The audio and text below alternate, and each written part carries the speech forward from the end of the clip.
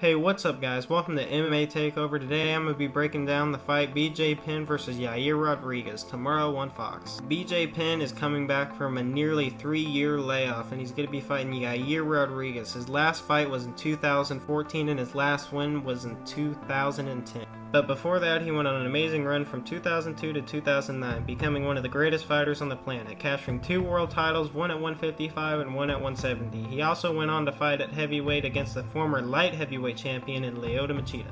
In 2009, he had one of his most impressive performances against Diego Sanchez, but right after that he ran into a man named Frankie Edgar who took his title and ultimately left his career in a spiral. Right after the losses, he went to 170 pounds to face Nick Diaz and Rory McDonald, in which he did not win either of those fights. Right after that, he went back down to 155 pounds to get the title that he lost, losing it, ending his career in retirement.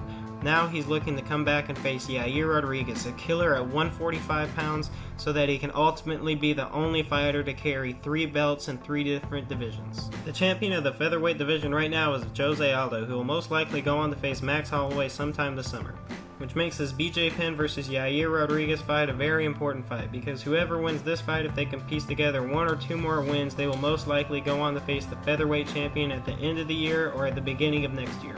Yair Rodriguez is a young, amazing fighter at just 24 years old. He began his pro career back in 2011, went on to compete in the Ultimate Fighter in 2014, and since then has strung together some amazing wins to get him this fight with Penn in the first place, putting him one step closer to that UFC gold.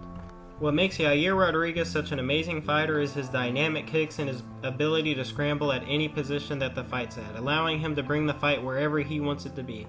And he has laid claim that he is going to submit Penn, who has never been submitted in his UFC career. A statement like that just shows you how confident Yair Rodriguez is actually leading up to this fight. So now that I broke down what happened leading up to the fight, I'm going to give you my prediction on what's going to actually happen in the fight. I believe that Penn has to keep it in that boxing range for him to have an advantage on the feet. Yair Rodriguez is going to use his dynamic kicks to his advantage and keep the distance at all times away from Penn. Penn has an amazing chin, but I do believe that he will get dropped once or twice in this fight by Yair Rodriguez with a kick, not a punch, because I do not believe that Yair Rodriguez has enough power in his hands, but he does in his kicks to put anyone down at that weight class. I'm giving Penn the advantage on the ground because of his amazing jiu-jitsu game and his ability to defend on his back. I think that you will see Yair Rodriguez do a lot of scrambling to get out of the submissions, and he will eventually let Penn stand up.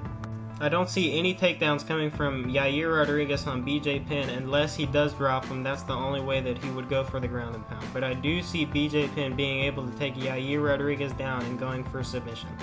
So with all that being said, I do believe the fight is even on the feet, with Penn having the advantage with his boxing range and Yair Rodriguez having the advantage with his kicking range. Just depends on who could get inside or stay at a distance.